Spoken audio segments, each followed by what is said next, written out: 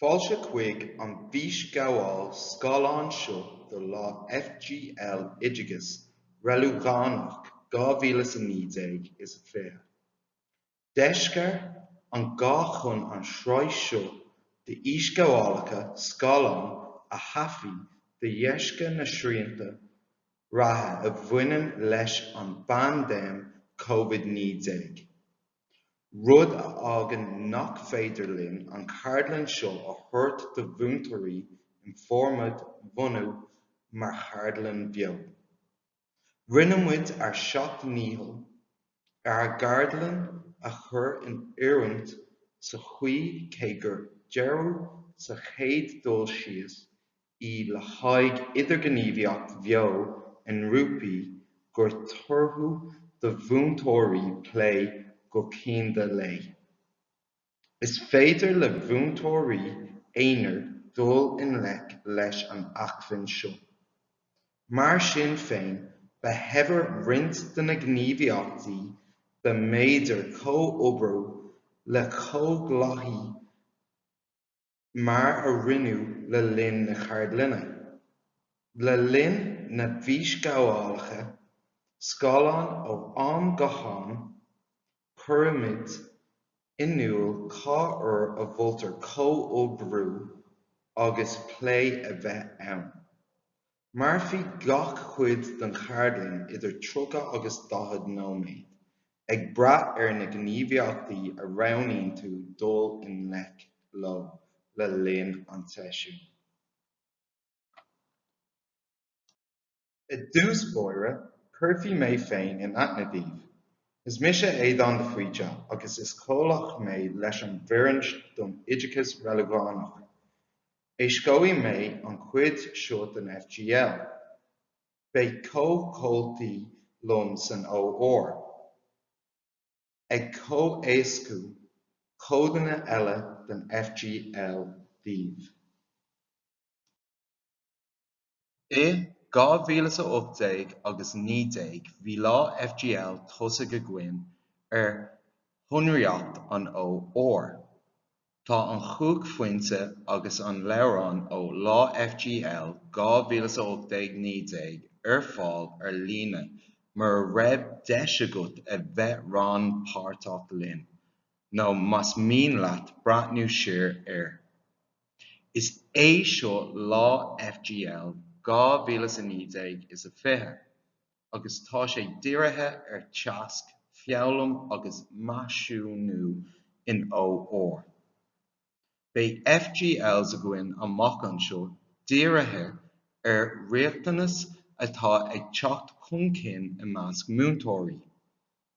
Tá sé seo bunaithe ar aiseolalas ó na clús léitheanta chomh maith le ceiseanna a fáimid ó múntóirí.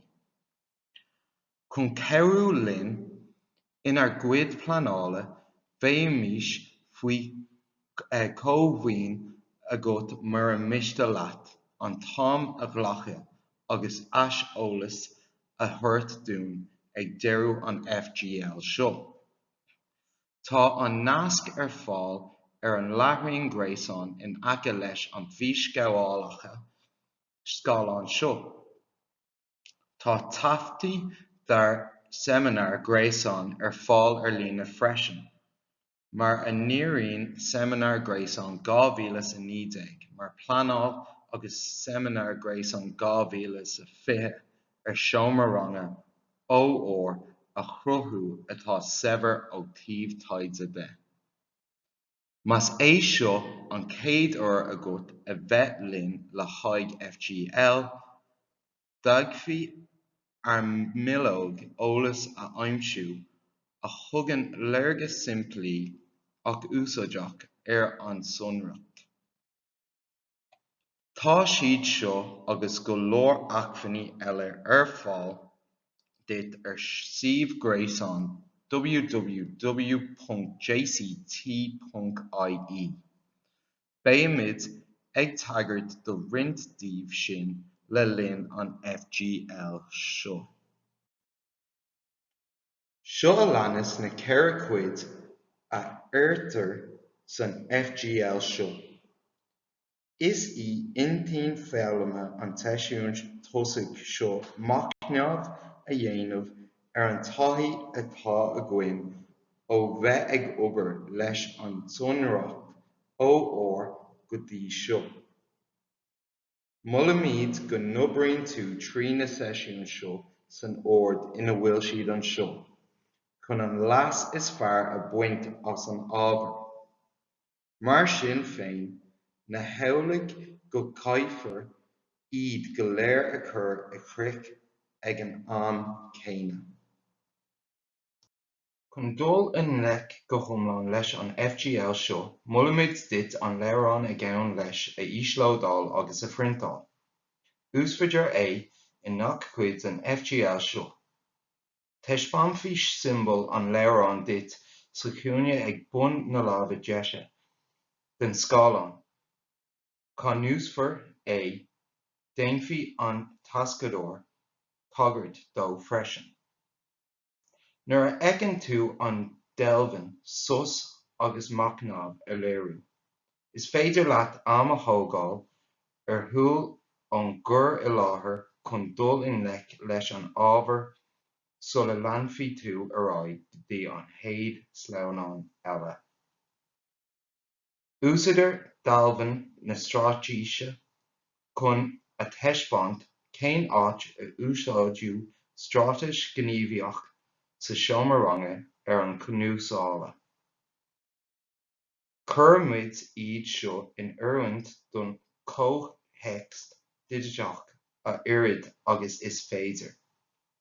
Gheobhaidh tú lista strátaisí a úsáidear san FGL seo ar leathanach fis a haon den leabharán, agus gheobhaidh tú tuileadh tacaí do na strátaisí seo ar suíomhghrasán SSM. Nuair a fheiceann tú dealbhann an láithreán gréasán, mar seo sa chúine ag bun sleamhnaín le raibh sé catháit ar an láithreán gréasán, is féidir na haicmhíní a bhfuil trácht orthu a fháil. Bé an chéad deis a gcuin sos a thógáil agus macnámh a dhéanamh anois ag baint úsáid as an strátais 3-2 a haon. Tá an strátas 3-2 a haon úsáideach le haghaidh measúnú formatach chun réamh-eolas a fháil ar scoláirí nó mar strátas scór ag deireadh ranga. Úsáimid í seo chun an éirí ort smaoineamh ar trí rud atá ar eolas agat i dtaca le ó san SS, gá rud ar bhíonn leat tuileadh tacaíochtaí a fháil leo, agus rud amháin atá ag obair go maith duit go dtí seo i seomra ó na SS. Mar a raibh rang ó na SS agat go fóill is féidir leat smaoineamh ar na rudaí atá ag obair go maith i comhthéacs do scoile. Iad ó bharú féin, má tá tú le comhghlachaithe, féidir go maith leat do chuid smaointe a chlé. Má tá tú leat féin, féidir go bhfaigh leat do chuid smaointe a bhreacadh síos lena roinnt ag cruinniú rinn ó amach anseo. Tá spás ann chun nótaí a thógáil ar leathanach inní den leabharán. Thart ar siúl go dtorfar aghaidh go leor dí na rudaí haisnín uait le linn an FGL seo. Mar sin féin, tá ar sonraí teangmhála ar an sleamhnán deireanach de gach seisiún, má bhíonn aon cuinneamh breise de iad ort. Is féidir leat an cur a láthair is stopiú tamalainn anois chun an gníomhaíocht seo a dhéanamh. Tugadh isteach sonracht ó na srutha sóisiúirí do scoláirí na chéad bhliaine i míbheanfóir 2019. Rud a chiallaíonn go mbeadh MRB a haon ag tarlú sa scoilbhliain seo 2021, den chéad uair, agus MRB an bhliain seo chuún an scoilbhliain 2021 agus 2022, agus beidh scrúdú ó na srutha sóisiúirí ar siúl den chéad uair. San FGL seo beidh deis a gcuin mac ná bhí dhéanamh an MRBanna fud na seisiún go léir, ach beidh fócas leath orthu i Cuid 3. Déantar an tóbhúchán den RMBanna agus do scrúdú ó na sráithe sóisiúirí tríd inad feabhlaime thar 3 bhliain ina mbíonn Measúnú formáitheach. Leathannacht ar súl. Tá an FGL seo díreach chun ceithreú leat é sin a dhéanamh. Is iad na príomh-doiciméid a chruthóigh an deireadh FGLs againn, an cracht don srá sóisiúach, an tionracht don Oideachas Reiligiúnach agus an treoirlínte measúnatha an Oideachas Reiligiún. Is féidir iad go léir a fháil faoi clúiseán na príomh-doiciméid leathanach láithrín gréasán ó an SSM. Mulamid dit cóp díobh a íseal lódáil agus a shábháil nó iad a printáil amach, inas gur féidir leat tagart a dhéanamh dóibh go rialta I do phleanáil agus ag cruinnithe den rinn ó. Nuair a bhíonn scoláirí agat atá ag leanúint clár feabhlaime level 2 nó clár feabhlaime level 1 idir rang, is féidir leat an tab CFL 2 agus CFL 1 a úsáid ssm.ie chun ceithreú leat. Le haghaidh treoir chunrach in ó, d'orbair muid doiciméid i nascán sonraíocht an ó leis an ATF-ine le haghaidh CFL 2 agus CFL 1. Gheobhaidh tú na doiciméid nascaithe seo faoin ranóg phleanála do leathanach ó an SSM.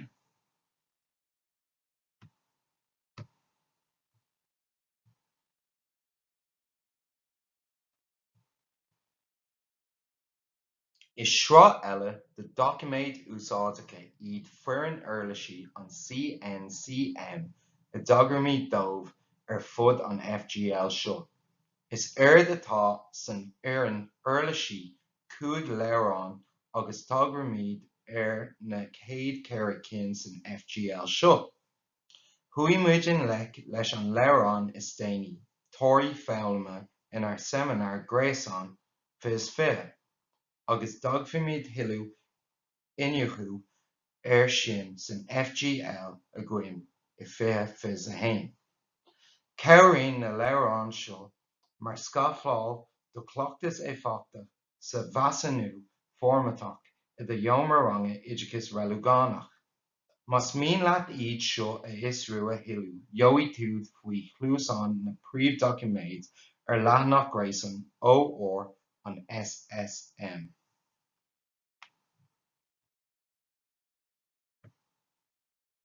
Thug muid aird freisin an bhreathniú an scoil I gcoinne, 2016, crach caoltaíochtaí de fhionnscoilíne, inas go mbeadh deireadh an FGL seo comhsamhsamach sé le hobar leanúnach sa réimse seo a bheidhfí do scoil a bheith ag tuairt fuathu agus go gcuirfí sé leis an obair sin.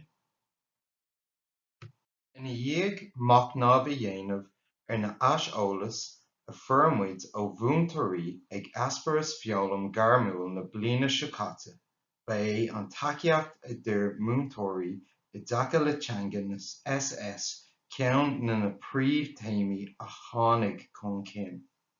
Mar foireann, chruthaigh muid gníomhaíocht maiseála teanga chun deis ó thuairt do bhúntóirí ag tús an lae, iarracht a dhéanamh, teirmí citannta, an creic don srá sóisiúach a bhaiseáil lena sainmhíneatha. Thug an gníomhaíocht seo deis do bhúntóirí a chuid rabholais a seiceáil agus teanga na srutha sóisiúirí atá fós an-nua don chuid a gcoinn a fhiosrú. Rinne muid an gníomhaíocht maiseála seo a d'fhiosdú duit ag baint úsáid as leathraíonn gréasán Quizlet. Dóibh siúd a bhí inar gcuthachacht lá FGL Updaig ní déag is féidir go mbeidh cuimhne a gcuimh gur úsáidteamid seo chun sanmhíonnaithe ar na bríomhar gníomh a fhiosrú. Chun é a úsáid déan an cód MF a scanú nó clicáil ar an nasc ar an leathraon gréasán SSM agus ansin roghnaigh an tab maiseála faoin gceann-titleadh imir. Gheobhaidh tú na freagraí ar an gníomhaíocht maiseála teanga ar an tab acmhainní ar suíomh gréasán ó an SSM agus gheobhaidh tú glúis teirmí ar leathnach a trí don leabharán acmhainní.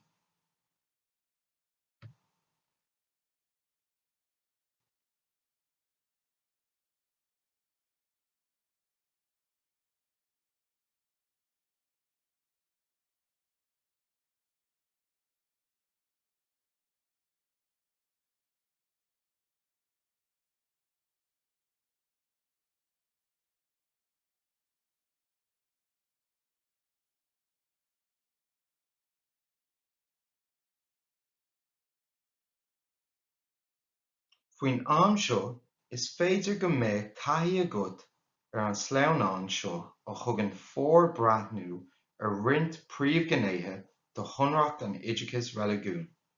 Uaidh sin, is féidir linn a fheiceáil go bhfuil trí shnaidhe ann. Creidimh a chur in iúl, ceisina a fhiosrú, agus airluachana i mbun gníomh. Tugadh a haon tóra foghlaime ar maithe le éascaíocht tá siad seo ar leathnach fios dó le do leabharán. Agus muid ag breathnú orthu seo, ní mór dúinn cuimhnach ar na bríomhar gníomh sa sonracht, agus tá siad seo le fáil ar leathnach 25 do leabharán. Tá trí gníomh ag an sonracht don ó. Fiosrúchán, fiosrú, agus maithneamh agus gníomh. Agus inad foghlaime a phleanáil, tugamid le chéile iad sin go léir, I gCur chuige atá, neamhlíonach, comhthátha, incrementach. Ciallaíonn sé sin gur féidir dul in leis na toirí foghlaime arís agus arís eile. Inas go mbeadh eolas agus scileanna scoláirí ag forbairt ar bhonn ceimintach. Agus na gnéithe agus na bríomhar gníomh ar intín againn, is scill tábhachtach é ar taighde le fóbairt I seomra ó. Turfaí tú faoi deara gur téime é an taighde a fhágtar ar fud an FGL seo. Rinneadh tuilleadh inniúchú ar freisin I seminar gréasán fios 20. Táimid ina dhiaidh an póstar seo a deireadh chun ceathrú le taighde scoláirí. Is féidir é a íoslódáil ar suíomh leathraon gréasán ó an SSM agus é a roinnt le do Cuid scoláirí. Is deismireacht tábhachtach seo ó leathnach a théineadh don sonracht don ó agus muid ag pleanáin teagasc foghlaime agus measúnú san ó. Is seo an phocálaíocht céanna atá le fáil ar leathnach 45 sa syllabus don seasta sóisiach. Agus an ráite seo a léamh againn, is féidir linn a fheiceáil gur ábhar cumasach é Oideachas Reiligiún atá ar chur ar fháil do mhic léinn ó gach creidimh agus ó gach tuairim domhanda, neamh Reiligiúnach.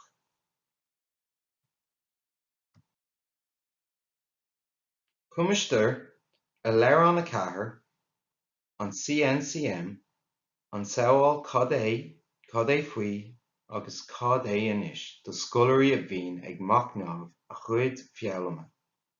Ag deireadh gach cuid don FGL seo, féidir go mbeidh leat nóiméad a ghlacadh chun maithneamh a dhéanamh ar an foghlaim sa seisiún sin atá bunaithe ar an gcurchuige seo sa spás atá aráil ar leathnach fios trí de leabhrán. Is féidir smaoineamh anois ar an ráite sin agus maithneamh a dhéanamh ar an gcúis go bhfuil sé tábhachtach do scoileoirí agus do mhúntairí ó chodaí maithneamh a oibriú isteach i rith na 3 bliana den Oideachas Reiligiúnach. Ba é intín feabhlanna an deisiún thosaigh seo, maithneamh a dhéanamh ar an taithí atá againn ó bheith ag obair leis an sonraíocht ó ór go dtí seo. Is mar seo a leannas na hintíní feabhlama don cuid eile den FGL seo. Mulaimid go n-oibríonn tú trí na seisiún seo chun an leas is fearr a bhaint as an ábhar. Mar sin féin ná samhlaítear go gcaithfí tú é go leor a dhéanamh ag an am céanna. Ghlach beagán ama mar a miste leat chun daisleolas a shamhlú isteach chuigeann ar an FGL seo tríd an nasc ar suíomh-ghrasán an SSM in aice leis an sráid seo d'íoscabhálacha Scáileán. Cé nach féidir linn a bheith leat go pásanta ag an am seo, leanfaimid orainn ag deireadh ábhar tacaíocht dar leathrainn gréasán www.jct.ie. Cuireadh amach tweet a bhaineann le nuacht ábhartha agus nasc ar leathanach Twitter ag JCT_RE. Mar a bhfuil cuntas Twitter agat, is féidir leat iad seo a fheiceáil ar an leathrainn gréasán. Táimid ar fáil agus sásta aon ceisne a bheith agat ar freagairt ach ríomhpost a shamhlú chuig info ag jct.ie. Thar ceann na foirne ba mbeidh liom buíochas a ghabh leat as tuairt faoin FGL seo, agus le gach duine ar bhuailmid leo go pásanta go dtí seo as ar gcuid obair libh a dhéanamh chomh taitneamh sin. Táimid ag taniu le bheith ag obair leat arís amach anseo.